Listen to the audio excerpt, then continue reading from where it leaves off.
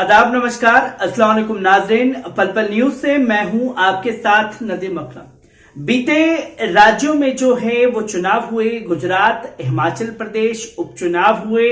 उत्तर प्रदेश के खासतौर पर रामपुर की सीट, मैनपुरी की सीट, खतौली की सीट, बिहार में, राजस्थान में और उड़ीसा में उपचुनाव की प्रतिक्रिया जो है वो देखी गई। पर भारतीय जनता पार्टी जो 5 उपचुनाव हारी, एक राज्य और एमसीडी इलेक्शन हारी, पर अगर कहीं चीज का जिक्र है तो वो है रामपुर की सीट। और रामपुर में किस तरीके से लोकतंत्र की हत्या करके चुनाव कराए गए और चुनाव आयोग ने इस पे चुप्पी साधी, यहां सवाल खड़ा होना चाहिए था कि कैसे मुसलमानों को वोट डालने से रोका गया और जब मुसलमान वोट डालने पहुंचे तो उनके साथ में उन्हें प्रताड़ित किया गया, मारा पीटा गया।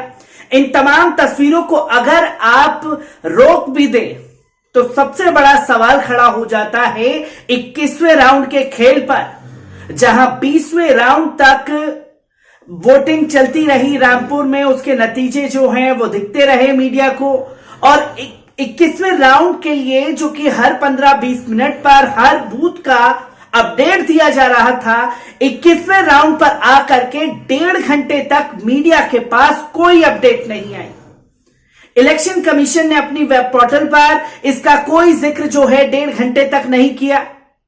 और जब मीडिया में, सोशल मीडिया पर यह बात फैली कि मीडिया को रामपुर की कवरेज मिलना बंद हो गई है, तो 21वें राउंड को 1.5 घंटे बाद खोला गया, तो वो भी 24वें राउंड पर, जहां 32,000 वोटों से जीत डिक्लेयर कर दी गई, जो कि इस झोल को सबसे ज्यादा खड़े करते हैं सवाल। जहां 20वें राउंड पर 8,000 वोटों से असीम रजा आगे चल रहे थे, 24वें राउंड तक जाते जाते ये कैसे 32,000 का आंकड़ा बन गया?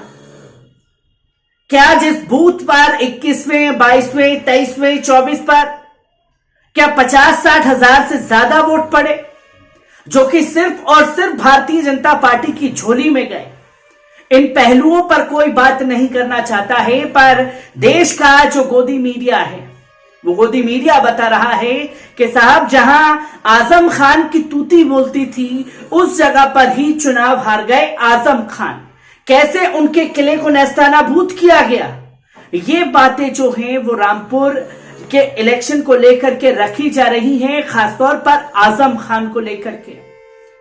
पर मीडिया जो ये खेल खेलने पर लगा हुआ है। दूसरी ये बात बताई गई कि मुसलमानों ने जो है इस बार कम वोटिंग की और गैर मुस्लिमों ने जो है दिल खोल करके वोट किया भारतीय जनता पार्टी को।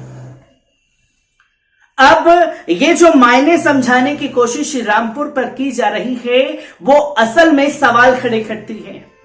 इस बार समाजवादी पार्टी किस तरीके से एक्शन लेगी, क्योंकि मामला सुप्रीम कोर्ट में पहुंचा हुआ है। सुप्रीम कोर्ट कब सुनेगा, तमाम तस्वीरें सामने आएंगी या नहीं आएंगी, या जो जीत दे दी गई है उसी को मान लिया जाएगा।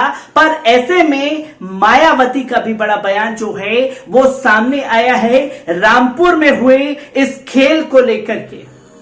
पर सबसे पहले जो मीडिया ये बता रहा है, जिस रामपुर सीट पर आजम खान की बिना मर्जी के पत्ता भी नहीं हिलता था, वहां पर समाजवादी पार्टी को शर्मनाक हार झेलनी पड़ी है।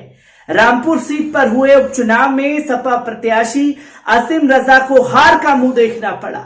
ये वही सीट है जहां से आजम खान 10 बार विधायक रहे हैं, लेकिन उपचुनाव में आजम खान के करीबी आसिम हार गए। खास बात यह है कि उपचुनाव में आजम खान अपना बूथ भी नहीं बचा पाए। आजम खान का बूथ रजा डिग्री कॉलेज में है। उपचुनाव में बूथ संख्या 5 पर मात्र 189 वोट पड़े, जिसमें 96 वोट बीजेपी के आकाश सक्सेना को मिले। वहीं समाजवादी पार्टी के असीम रजा को मात्र 87 वोट मिले हैं। निर्दलीय प्रत्याशी जुनेद खान को 2 वोट मिले, जबकि 2 वोट नोटा को गए, जहां सभी को नकार दिया गया। अब गोदी मीडिया जो मेन आंकड़े इस पर समझा रहा है, उस आंकड़े पर बात की जाए। बूथ संख्या 5, जहां 96 वोट आकाश सक्सेना को मिल गए, और 87 वोट जो है वो मिले खासतौर पर असीम रासा को। 12 वोटों से जो है वो चुनाव हार गए। ये दावे जो हैं वो किए गए। अगर हर बूथ का आंकड़ा सार्वजनिक करना है तो तमाम फैक्टर को, तमाम बूथ पर कितने किसको वोट पड़े वो सार्वजनिक क्यों नहीं किया जा रहा। और सुप्रीम कोर्ट पहले ही कह चुका है मतदाता को यह जानने का अधिकार है कि कितने वोट किस जगह पर किए गए, वो सार्वजनिक इलेक्शन कमीशन को करना चाहिए। क्या इसके ऊपर ध्यान देने की कोशिश की गई? जो कि आजम खान की हार हुई है, ऐतिहासिक हार डिक्लेयर किया जा रहा है, उस ऐतिहासिक हार को करवाने के पीछे शासन, प्रशासन, खुद इलेक्शन कमीशन और खुद सरकार जो है वो तमाम तरीके के हथकंडे रामपुर में अपनाती हुई नजर आई, पर कोई एक्शन नहीं लिया गया। क्यों खामोशी इख्तियार कर रखी है?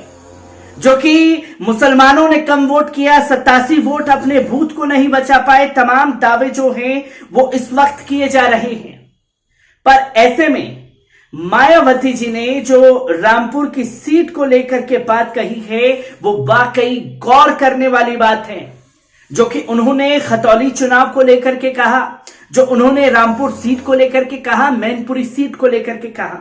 आपको बता दें कि उत्तर प्रदेश की पूर्व मुख्यमंत्री और बहुजन समाज पार्टी के उपाध्यक्ष मायावती ने मैनपुरी लोकसभा एवं रामपुर विधानसभा क्षेत्र में निकले उपचुनाव के परिणाम पर सवाल उठाए हैं।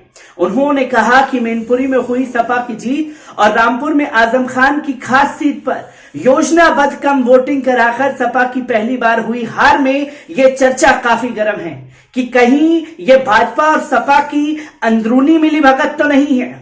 बता दें कि उत्तर प्रदेश में तीनों सीटों पर हुए उपचुनाव के परिणामों की चर्चा थमने का नाम ही नहीं ले रही है। खतौली और मैनपुरी में समाजवादी पार्टी गठबंधन की जीत से ज्यादा चर्चा रामपुर में हार की हो रही है। दरअसल सपा का गढ़ कही जाने वाली रामपुर उपचुनाव में बीजेपी के आकाश सक्सेना ने बड़ी जीत दर्ज की। इस सीट पर उपचुनाव में आजम खान के करीबी असीम रजा बीते 45 सालों में पहली बार सपा इस सीट पर चुनाव हारी है, जिसकी जमकर चर्चा हो रही है। वहीं इस पूरे मामले पर अब मायावती ने अपनी पहली प्रतिक्रिया दी और कहा जा रहा है कि यूपी चुनाव में मिली हार के बाद मायावती नए सिरे से पार्टी को मजबूत बनाने में जुटी हुई हैं।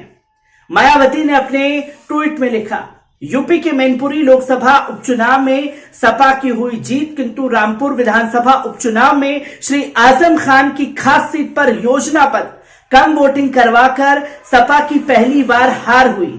ये चर्चा काफी गर्म है कि कहीं ये सब सपा व भाजपा की अंदरूनी मिलीभगत का तो परिणाम नहीं है। मायावती ने अपने ट्वीट में आगे लिखा कि इस बारे में खासकर मुस्लिम समाज को काफी चिंतन करने व समझने की भी जरूरत है, ताकि आगे होने वाले चुनावों में धोखा खाने से बचा जा सके। खतौली विधानसभा की सीट पर भाजपा की हुई हार को भी लेकर वहां काफी संदेह बना हुआ है। यह भी सोचने की बात है, जो कि मायावती ने कई गंभीर सवाल जो हैं वो खड़े कर दिए हैं। और ये साफ तौर पर सवाल जो है वो खड़ा होता है चुनाव आयोग की भूमिका पर, समाजवादी पार्टी की भूमिका पर, और खासतौर पर यह सवाल खड़ा होता है भारतीय जनता पार्टी के ऊपर। आजम खान जो एक शख्सियत, एक कद्दावर नेता हैं, उनकी सीट हारने का सौदा कहीं मैनपुरी और खतौली को लेकर के तो नहीं किया गया है। चर्चा का बाजार गर्म है और जब रामपुर की सीट की चर्चा हो रही है तो मायावती ने भी इस आग में घी डालने का काम जो है वो कर दिया है और लोगों को सोचने के लिए इस पर मजबूर कर दिया है। मैं ऐसी ही खबरों से आपको रूबरू कराता रहूंगा। दीजिए इजाजत, शुक्रिया।